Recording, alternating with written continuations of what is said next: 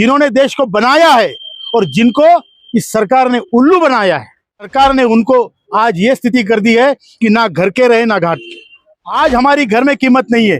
1000 रुपए लेके आने वाले की घर में क्या कीमत है। हमारा झाड़ू लगा लिया और कोने में रख दिया, पूरा हमसे पोछा मरवा लिया और उसके बाद निचोड़ के टांग दिया है। हम अपने वजूद के लिए, अस्तित्व के लिए, आइडेंटिटी के लिए खड़े हुए हैं। देश हमारा है, हमने बनाया है। आप हमें इग्नोर करके देश नहीं चला सकते। मार्च 2014 में वचन दिया था कि हमारी सरकार आती है तो 90 दिनों में हम आपका काम करेंगे। 10 साल हो गए, कोई पूछने वाला नहीं। फिर हमारे काम में आपको क्या तकलीफ है भाई? हम दुश्मन है क्या आपके? हम क्या पाकिस्तानी है? हम किसी दूसरे देश के हैं क्या? ये हमारे लिए जीवन मरण की लड़ाई है और हमने सोच लिया है कि हम घर में सड़ते सड़ते नहीं मरेंगे। हम अपने आप को तो मिटाएंगे, लेकिन आपको मिटाने के बाद मिटाएंगे।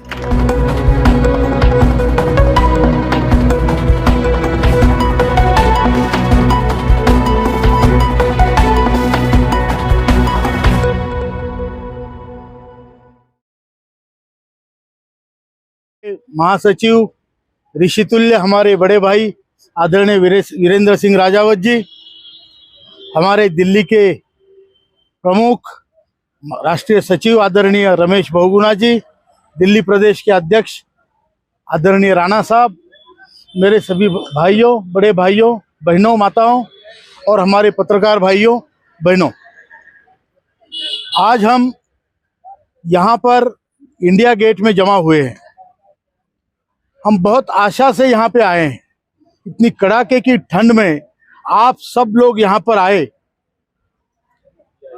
अपने स्वास्थ्य की परवाह न करते हुए आज यहाँ पर आए हैं। कम से कम नोटिस में आए हैं, ये बहुत बड़ी बात है। और आज दिल्ली धड़क रही है। जब दिल्ली धड़केगी तो देश जागेगा। आज पूरे देश में हमारा आंदोलन बहुत विस्तार से फैल रहा है और बड़ी संख्या में लोग, बड़ी तादाद में लोग इस युद्ध में, इस न्याय के लड़ाई में शामिल हुए हैं। आदरणीय वीरेंद्र सिंह जी ने बहुत बड़ी बात कही। उन्होंने मेरे बारे में कुछ ऐसे शब्द कहे कि जो शायद मैं स्वीकार न कर पाऊं। मैं आपको बता दूं, मैं कोई बड़ा आदमी नहीं हूं, आपका छोटा भाई हूं। मैं आपको राम मानता हूं।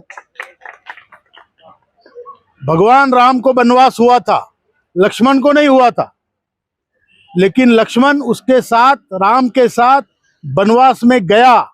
14 साल राम की हर लड़ाई लक्ष्मण ने लड़ी। ऐसा छोटा भाई होने का भाग्य आप मुझे दे दो। मैं आपका लक्ष्मण हूं और उसी में मैं खुश हूं।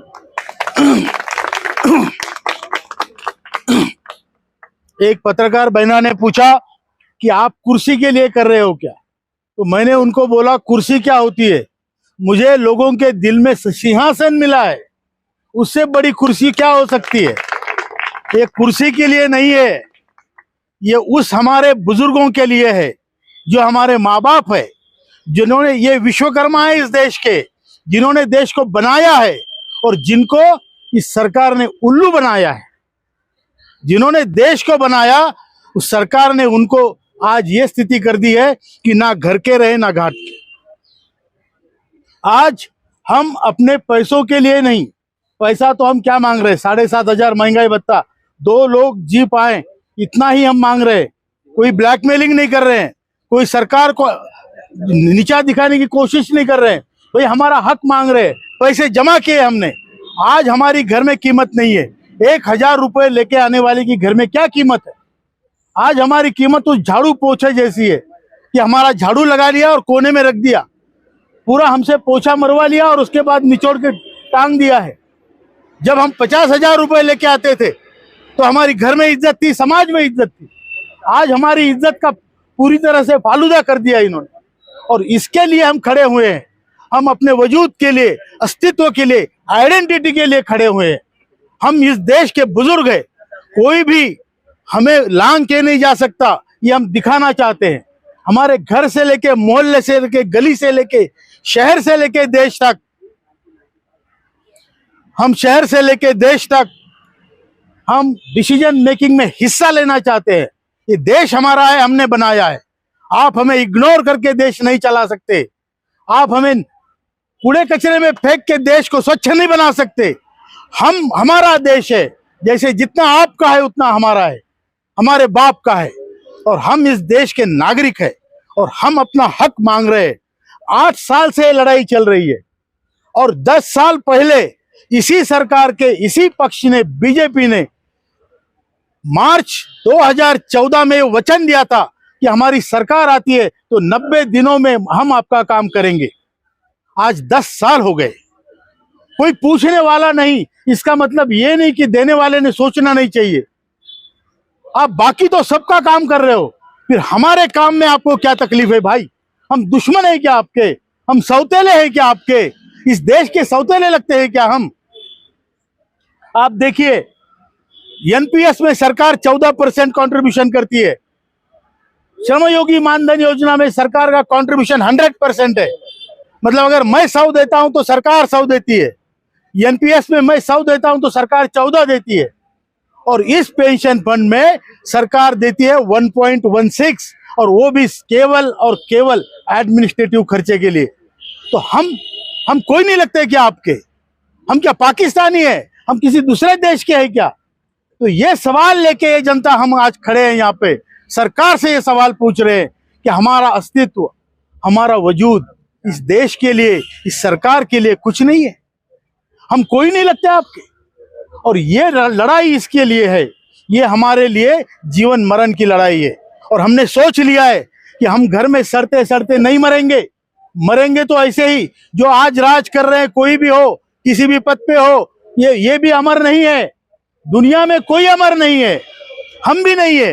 लेकिन अगर हमारा काम नहीं होता है तो हम अपने आप को तो मिटाएंगे, लेकिन आपको मिटाने के बाद मिटाएंगे।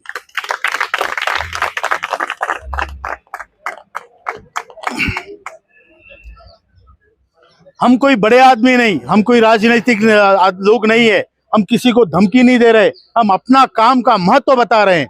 हम ये बता रहे हैं कि आपकी जिम्मेदारी बनती है सरकार होने के नाते कि हमारी तरफ देखें। मैंने पीछे एक उदाहरण दिया था, गांधारी अंधी थी, सरकार भी अंधी होती है, और अंधी के 100 बच्चे होते हैं।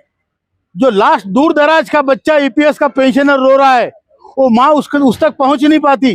बीच में दुशासन बलाढ्य बच्चे वो आके फिर उसका दूध पी लेते हैं, फिर हम भूखे ही रह जाते हैं। तो ये आखिरी बच्चे का अंत्योदय कब होगा भाई? कब हमारी तरफ देखेगा सरकार? कब हमारी तरफ देखेगी सरकार? ये सवाल लेके हम आज यहाँ पे है। हमारे वीरेंद्र सिंह साहब ने पूरा आपको बताया है, पूरा तारीख वाइज उन्होंने बताया कहाँ क्या हुआ है।